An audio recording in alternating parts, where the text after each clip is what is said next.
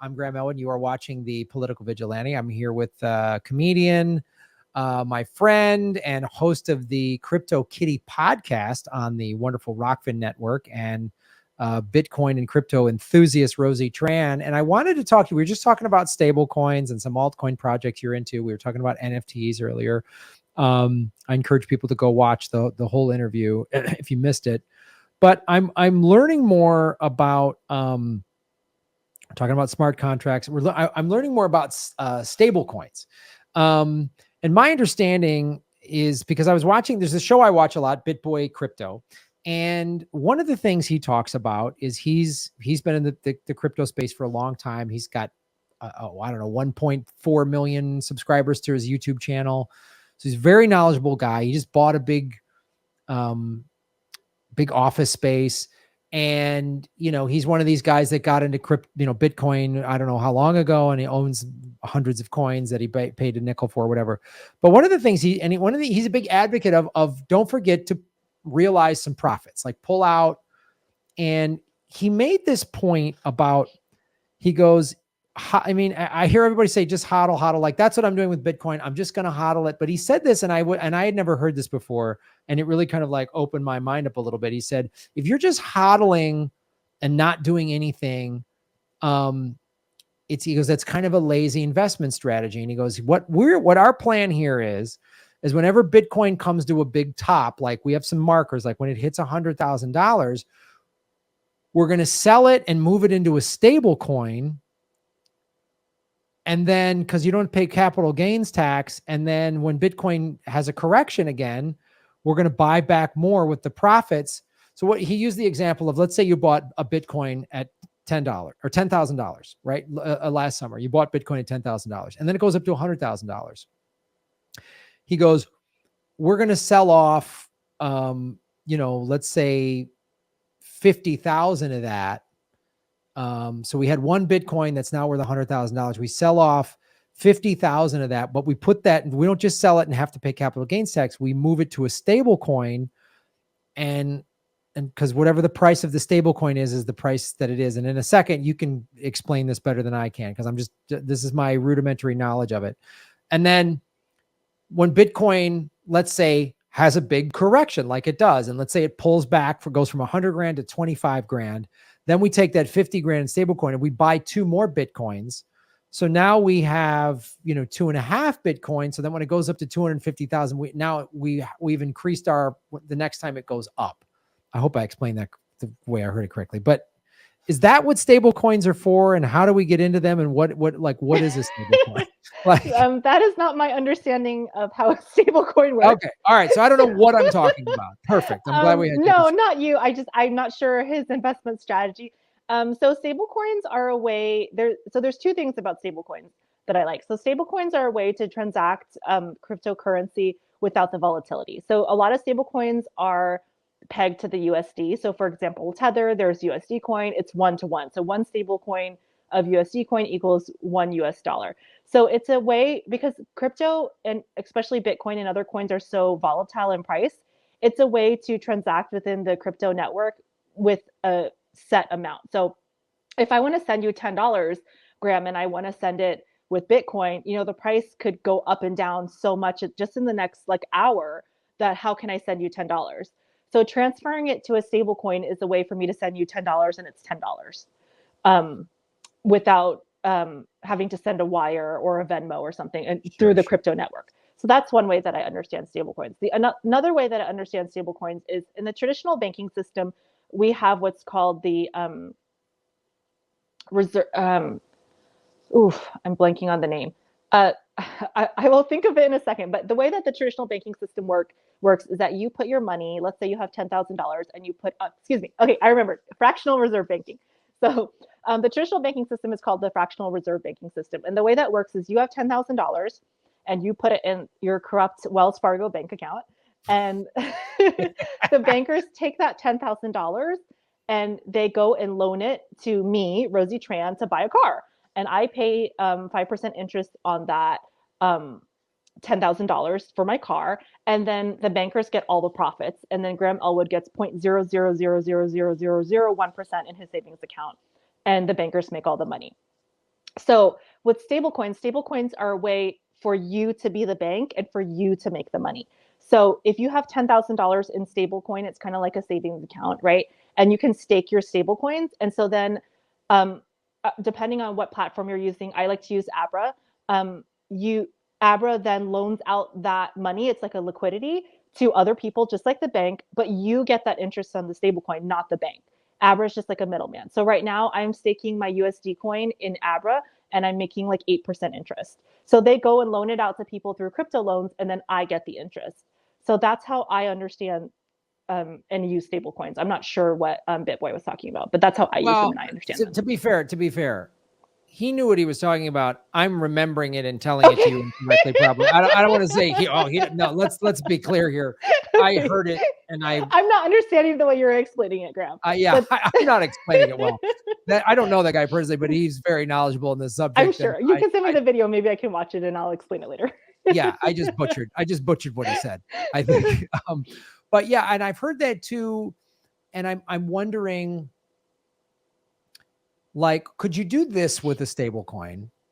Is let's say I own some Shiba just as a joke with my buddy. He bought a bunch. He has 5 million Shibas. And I was like, well, if this hits and I don't own any, I'm going to feel like an asshole. So I was like, that's what I did too. I was like, okay, I have to have some just in case, right?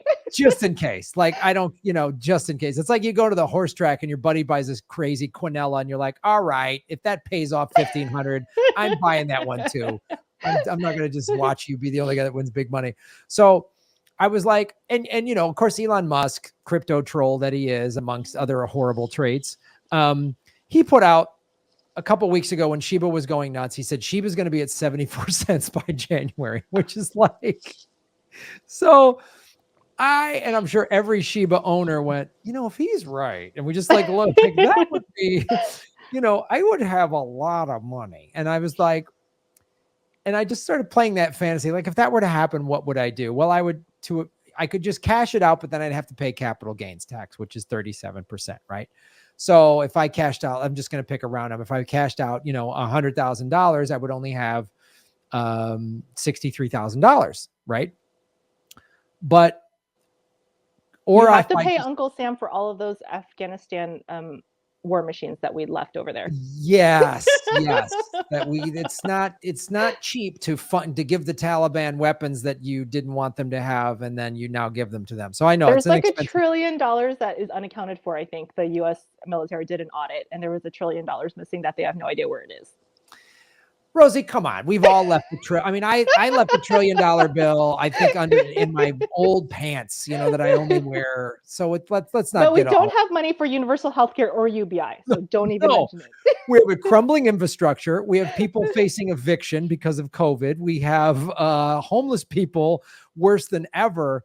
But we can't find. I'm so glad we didn't use that $1 trillion to end homelessness. I'm so glad it's lost. It's lost. Yeah, I think the Taliban has it. The Taliban is hilarious, but also really sad. If I ever get on SNL, this clip is going to cancel me. They're going to be like, she's laughing about the Afghani war. Yeah, we're mocking the ridiculousness of the United States State Department and how they wasted money and lives and a lot of stuff. But let's assume that $1 trillion bill is maybe under the couch at the Taliban's crash pad or whatever. And they just don't even know what's there.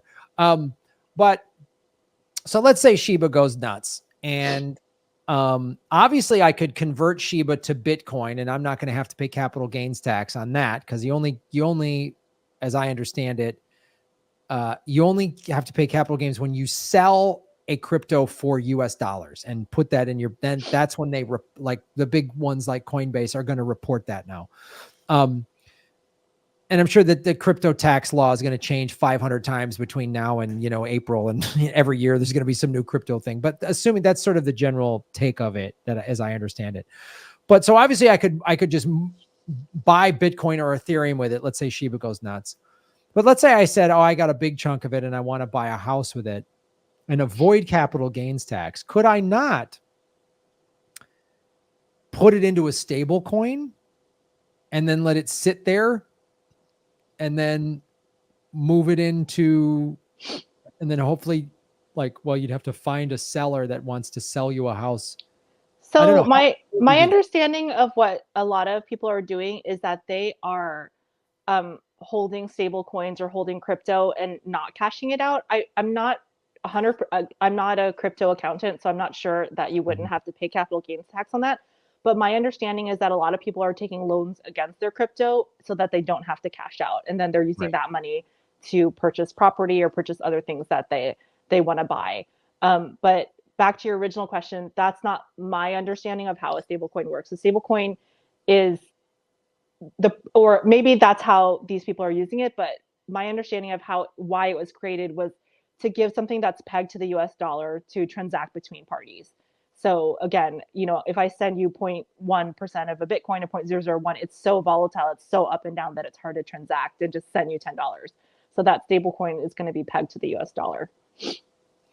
Okay, so if I had, let's say, $1 million in Shiba Inu, I could convert it to $1 million in stable coin, and then if Shiba goes down to half a penny, the stable coin is still going to stay at $1 million, right? Correct. Yes. Okay. So that's the first way I understand it. And the second way I understand it is that you're the bank. It helps you to be the bank. So you can use that to stake on certain platforms, and you can provide liquidity to someone else and then collect the interest instead of, Wells Fargo or, Jamie Dimon or whoever getting the Right. One of those assholes. getting the money. You, Graham Elwood, are the bank. You get the money. So, Okay. and the interest. So that's what I like about them. And then the other thing that I've been starting to pay attention to this too, because I watch Michael Saylor talks a lot about this, as does Raoul Paul. Of then, if I had $1 million in stablecoin, there are some platforms that would then let me borrow, like take a line of credit against it, right? Like take 20 to 30% of its value on a line of Yes. credit. Yeah. Okay. And then you buy your house with that. Because that's what I'm watching. That's what all these rich people do. They don't liquidate assets and pay capital gains tax. They don't. Yeah, they take a loan against it. And the reason they do that is because right now, with all the crazy inflation, you can get a loan for 3%, 5%, and you're making 10% with the crypto. So it doesn't make any sense for you to sell it and pay 20% to Uncle Sam, and they're going to use that money for another war or for another crazy thing that they're going to do, or, give that money back to Wall Street. Why should Wall Street have that money when you're the person that's providing that crypto? You're the person that's providing that capital. It doesn't make any sense for someone else to make money. It's just like NFTs. It doesn't make any sense for someone else to make money on Graham Elwood's comedy album. So why does it make sense for someone else to make money off of your capital? This is your money that you're earning. You're doing political vigilante. You're out there telling the jokes. You're earning that money. So why should, Joe Schmo on Wall Street make a commission off of that? It doesn't make any sense. That's a great point. Yeah, because I'm also on crypto.com as one of the exchanges that I use, and I was investigating their stable coin, and it sounds like and I might have misread this, they pay 12% on their. That's a possibility. Yes, there's a lot of great, they're like I said, you would be a liquidity provider. You're putting $10,000 in their platform, but you're the bank. Graham Elwood is the bank. And so they then take that and they find people who need certain loans or whatever, and then you get that interest. So it's exactly the same thing that Chase is doing, Wells Fargo, Bank of America. But again, instead of the bankers making the money, you make the money. And that's the power. Okay. I think the most important thing about crypto is the DeFi, the decentralized finance aspect of it, because these assets are allowing average citizens to become their own bank. You're able to leverage your capital. It doesn't make any sense. Why do people on Wall Street get to leverage our capital? It's our money. It's like Facebook selling our data. Why does Facebook make money off of selling our data? We should make money for our data. It's your identity. Graham Elwood should get a commission of his data that's being sold. But what happens? Facebook keeps the money. That's why they don't want regular people to do this, because then they can't, normally if you're making your own money and stuff like that, so that means then the United States is going to have to invade Graham Elwood and Rosie Tran and other crypto holdings. Exactly. And, a lot of people, especially in the US and especially in strong currency countries like America and Australia and the EU, they're like, well, why do we need crypto? Why do we have this? But, look at Turkey, look at the lira, look at Argentina. These currencies are collapsing. And the reason is because the government is just doing too much weird shit. And right now, the US government is doing a lot of weird shit. So it doesn't hurt to have a backup plan and be your own bank. Yeah, that's a great thing. So I'm going to do more research on the stablecoin stuff, because I'm on several different platforms that, like, I'm earning interest on BlockFi. I'm storing some of my crypto on BlockFi, and they pay you interest like 4.5%, but in that currency. Yeah. So That's cool. And then I'm staking the crypto.com coin, the CRO coin, and they pay me, I get 10% interest every month in their coin. So I'm getting that coin back. And whenever that coin jumps up, I'm going to cash out the interest coins and just, I'm just so excited by this. No, like, it's awesome. Let me just make a distinction though, because a lot of people, that's why they think crypto is a scam. They're like, well, how are you making 10% interest? That doesn't make any sense. No one else pays 10% interest. Guess what? Wake up call. Chase makes 10% interest. Wells Fargo makes 10%. You just don't get it. They just keep it for themselves. So when people say that, I've had so many people say, well, how can they pay you that much interest? It must be a scam. No. The banks make that much interest. They're just keeping it for themselves. Yeah, you put your money, your hard-earned money into a bank, and they pay you 0.5% interest at best right now. That's the best rate you could get. Yeah. And they loan it out at whatever. They loan it out at 3 to 5%, but that's just the mortgage loans that are happening right now. They also loan it out to their investment banking side, which is basically they're playing Russian roulette with their money. And then after they lose everything on extremely risky derivatives, then the US government bails them out. So no thanks. Yeah, that's the best case scenario of that one, because if they or there's a run on the banks where you got 10 grand in your Wells Fargo account and you show up and there's a line and they're going, we can give you $500 because that's all we actually have because we loaned it all out and it's gone. Yes, and exactly. And people that think that this can't happen, it has happened. It's happened in this country. It's happening now in other countries. So I think the problem with the USD is that it's a strong currency. So people in the US are like, well, why do we need this DeFi? Why? But El Salvador, obviously the president was like, okay, I see the value in this. And that's why I think there's going to be more mainstream adoption in Africa, in South America, in countries like Turkey. Obviously I know Africa is not a country, it's a continent, but in continents like Africa and continents like South America where the currency is weaker and, maybe they have a puppet president that the US is controlling that's pushing war and hurting the people and the people aren't making any money. There's so much wealth, Graham. There's so much money going around, but it's just the average Joe isn't getting it. And so crypto is a way for the average Joe to get a piece of the pie instead of just the 0.1%. Yeah. And people are like, well, how are these big exchanges like crypto.com or ABA or whatever, they're paying these big interest rates. What's in it for them? Well, they can say, we have, $100 million in assets here. And that just, and plus they make money off the, the gas fees and this and that. Like that's, they make their cut too, but if you listen to Bill Barhai talk, he's the CEO of ABRA. He's really, really, really passionate about creating decentralized finance and helping everyone get rich. He is a former CIA or whatever, and he left I'm sure he's seen some crazy shit. And he also worked at Goldman Sachs and left and was like, so he left all of it. A lot of these people are jaded Wall Street people who are like, the system's broken and we need to fix it. Yeah. Yeah, I think you're right. Well, Rosie, thank you so much for taking time out on a Monday night to come join us. Tell everybody where they can follow you and watch your show, which we're going to have me on, right? We're going to figure that out. Yes. I know we've been bad with scheduling. So my show is Hello Crypto Kitty 2.0. It's crypto news and interviews. And I am on Rockfin at rockfin.com/Rosie Tran. I also have my other podcast, Out of the Box podcast, on Rockfin, which Graham has been, I think you're the only person that's been on 3 times. So Graham was my very first guest like 5 or 6 years ago when I started podcasting. And then he came on to talk about earbuds and Afghanistan and LA Podfest. I think you are actually the only person who's been on 3 times. That's right. Folks, and all of you watching live right now, you're all Rockfin premium subscribers. So that means you can go get all of Rosie's premium content. You can get that's the beautiful thing of Rockfin premium. Go check out the other channels and watch their content and see what they're, check it out and check out, Crypto Kitty. If you're watching this show, you like crypto. So go check that out. Rosie, thank you so much. Wait, one more thing. So before I leave, I just want to say #not financial advice. Yeah, I know. We're just talking. We're just talking. This is for educational purposes only. Crypto is an amazing space, but unfortunately, there are a couple bad actors out there sometimes trying to make money off of people that are uneducated. So always do your research. Graham, I'm so excited that after I told you about Bitcoin and crypto that you went on YouTube and did your own research and started watching videos and learning about it. And now you're so passionate about it.